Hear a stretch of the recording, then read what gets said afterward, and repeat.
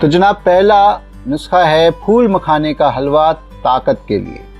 इसके लिए जो अज़्ज़ा आपको चाहिए वो है मखाना या फॉक्स नट्स 2 कप, देसी घी 2 चाय के चम्मच, गुड़ का पाउडर 2 बड़े चम्मच, इलायची का पाउडर आधा चाय का चम्मच, बादाम 10 से 12 दाने। सबसे पहले मखाने को और बादाम को अलग-अलग 2 से 4 मिनट तक किसी घी या ऑयल में अच्छी तरह भून लें।